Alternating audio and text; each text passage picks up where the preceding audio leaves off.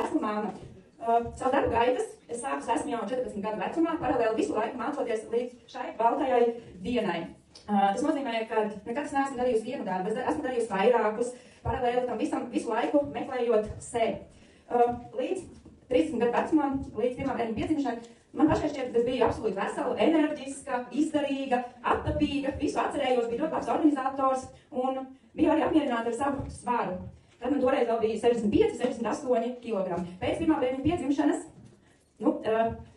tika pie 75 kg.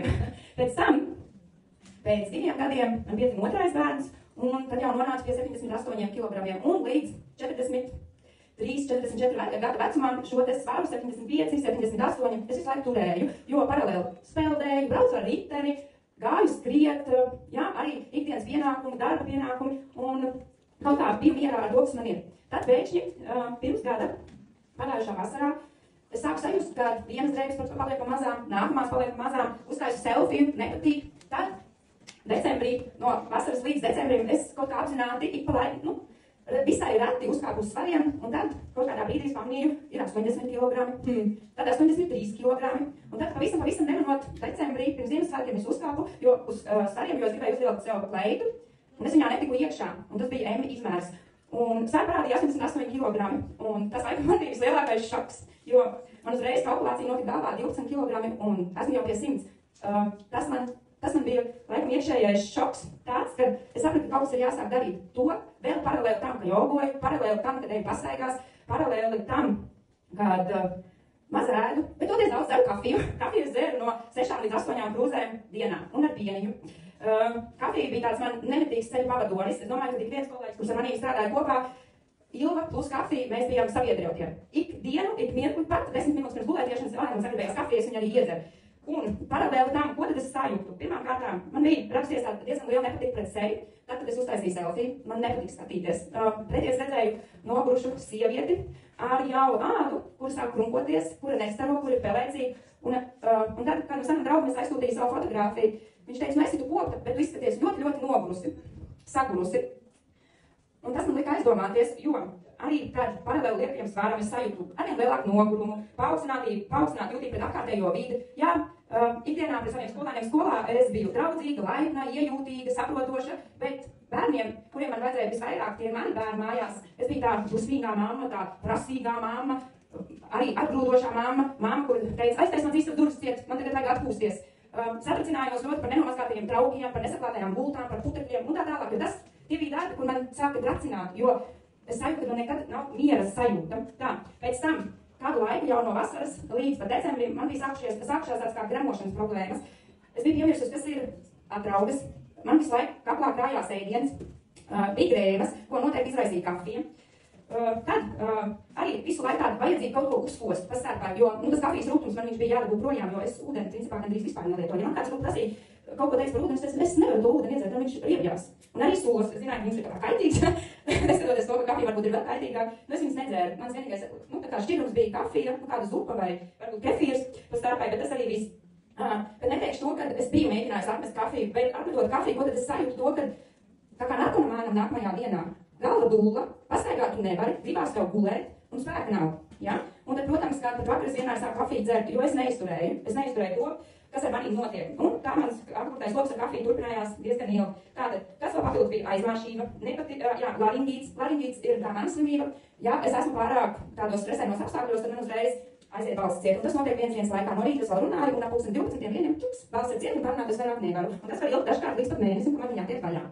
Tad enerģijas izsīkums, man bija ļoti liela alerģija pagājušā gadā, tad bija karstās dienas pret karstumu. Es vispār nevarēju panest karstumu. Jā, es biju tas cilvēks, kurš zvanīja saviem darba devējiem un teica, es šodien strādāšu no mājām, jo man jau reibs galva esot dzīvokli, kur tu nu vēl izejot no mājām.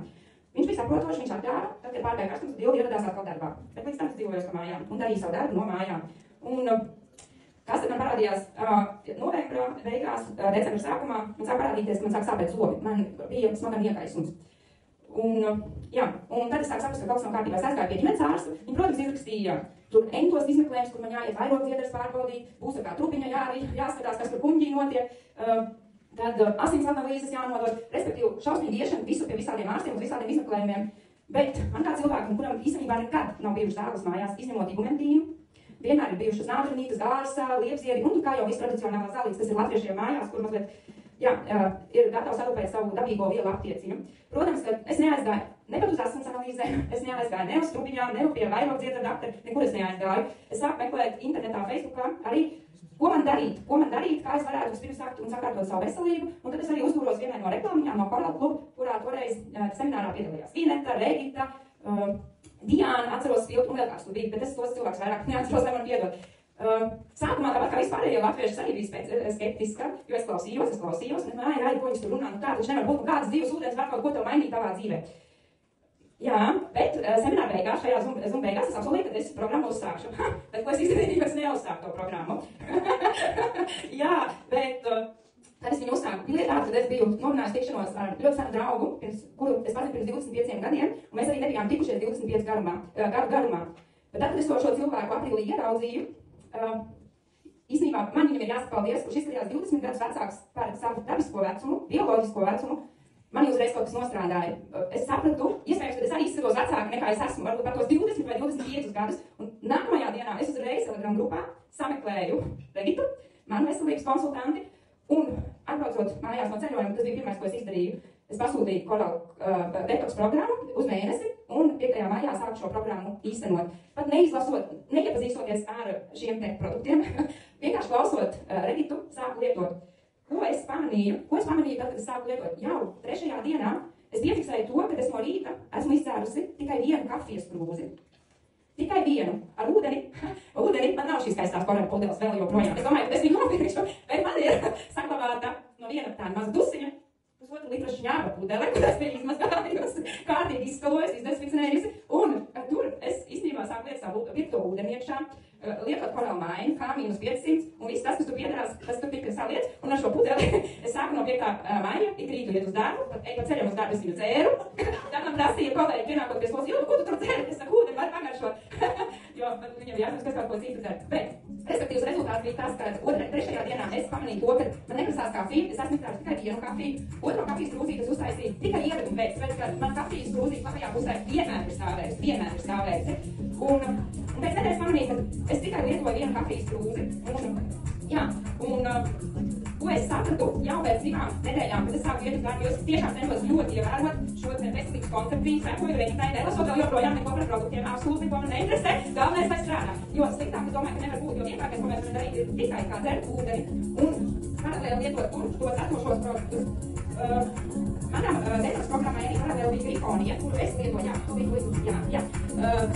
un ko tad es ieguvu šajā laikā? Es ieguvu tātad enerģivācijas parādījās man vieguma sajūtu, starojoša ādu, nav drēmas, bet ir atraugas no 83 kilogramiem, ko es jau biju paspējusi iegūt, man ir tagad jau 77. Tātad, es parastu karstumu, es izbaudu karstumu, es saulojos.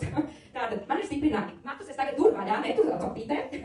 Un, sāku sev patikt. Man patīk selfiju, kurus es uzņemu, un man patīk komplimentu, ko es saņemu no apkārtējiem. Un to, ka manās mājās ir beidzot iestājies miers, es varu būt produktīva mamma.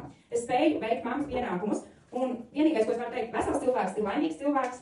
Un es ceru, ka sākot 1. septembri, es būšu vēl enerģiskāka, laimīgāka, pacietīgāka un iejūtīgāka skolotāja.